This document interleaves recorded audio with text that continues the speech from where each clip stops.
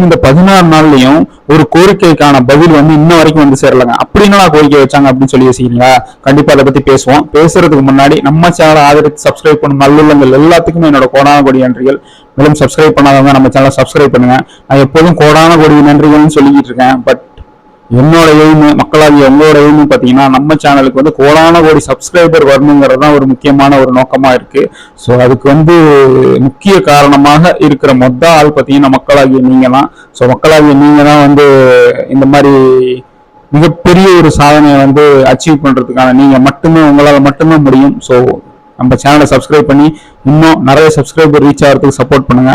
So எல்லாம் வல்ல ஆண்டவனை நான் வேண்டிக்கிட்டு இந்த வீடியோ ஆரம்பிக்கிறேன். வாங்க இன்னைக்கு பிக் பாஸ் சீசன் 8 டே 16 என்ன நடந்துச்சு அப்படின்னு சொல்லி குவிக்கா ரிவ்யூவா பார்த்துடலாம்.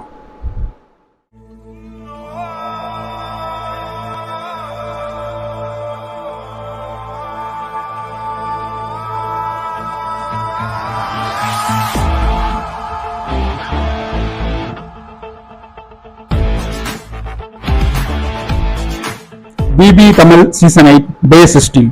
அதாவது முதல்ல எடுத்தோடனே பார்த்தீங்கன்னா நேற்று சாச்சனா இருக்காங்க பார்த்தீங்களா, அந்த பொண்ணுக்கு பார்த்தீங்கன்னா திடீர்னு வயிற்று வலி, சம்திங் கேர்ள்ஸ் மேட்ரா என்னன்னு தெரியல, இந்த மாதிரி வயிற்று வலி வந்தோன்னா அங்க இருக்கிற கேர்ள்ஸ்லாம் பார்த்தீங்கன்னா அண்ணனோட போட்டு வராங்க. அங்க பக்கத்துல இருந்த அருண் பார்த்தீங்கன்னா அந்த பொண்ணை வந்து கன்ஃபெஷன் ரூமுக்கு கூப்பிடுங்க அப்படின்னு சொல்லி கூட்டிட்டு போறாரு.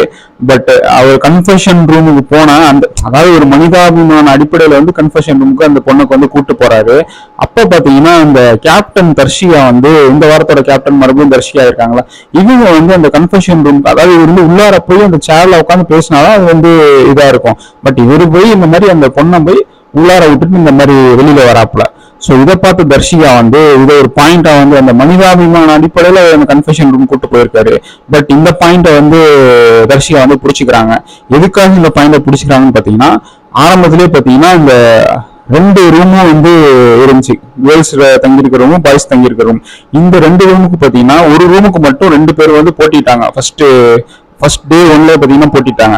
அப்போ வந்து பாய்ஸ் வந்து கேட்டாங்க ஒரு கேள்வி, இந்த ரூம் உங்களுக்கு கொடுக்கணும்னா நாங்க சில ரூல்ஸ் சொல்லுவோம், அந்த ரூல்ஸ் வந்து நீங்க கேட்க முடியுமா அப்படின்னு சொல்றோம்னா கேட்கிறோம் அப்படின்னு சொல்லி அப்ப தலையாட்டிட்டாங்க. ஸோ என்ன ரூல்ஸ் அப்ப சொன்னாங்கன்னு பாத்தீங்கன்னா, இந்த மாதிரி எங்களை வந்து ஒரு வாரம் வந்து யாரையுமே நீங்க நாமினேட் பண்ணக்கூடாது அப்படின்னு சொல்லி ஒரு கோரிக்கை வச்சாங்க. அந்த கோரிக்கையை இந்த வாரம் வந்து பாய்ஸ் அணி வந்து நேற்று வந்து இந்த மாதிரி கேட்டாங்க, எங்களை வந்து யாரும் நாமினேட், இந்த வாரம் எங்களுக்கு நாமினேஷன் இருக்கக்கூடாது அப்படின்னு சொல்லி கேட்டாங்க. அதுக்கு வந்து கேர்ள்ஸ் டைம் வந்து நான் யோசிக்கிறோம் அப்படிங்கிற மாதிரி சொல்லிட்டு போயிட்டாங்க.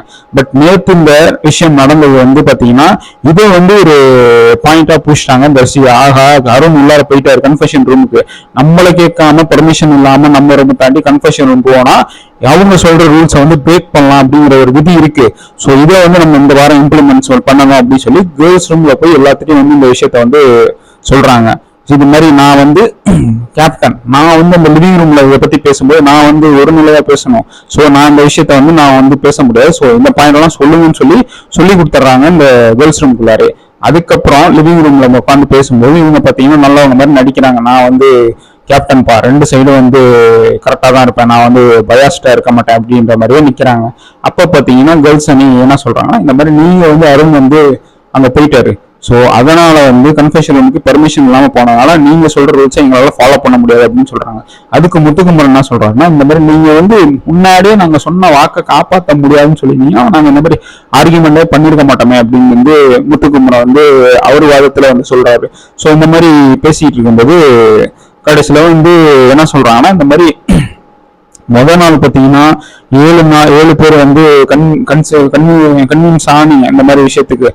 ஸோ இந்த 7 பேரும் கன்வின்ஸ் ஆனதுக்கப்புறம் அதுக்கப்புறம் மீதி உள்ள 2 பேரும் வந்து கன்வின்ஸ் ஆயிட்டாங்க அப்படின்னு சொல்லி ஆர்ஜே ஆனந்தே வந்து அங்க உட்காந்துருக்கும்போது சொல்றாங்க. ஸோ 9 பேரும் கன்வின்ஸ் ஆகி தான் இந்த முடிவு எடுத்திருக்கீங்க. இப்போ வந்து இதை முடியாது அப்படின்னு சொன்னா நீங்க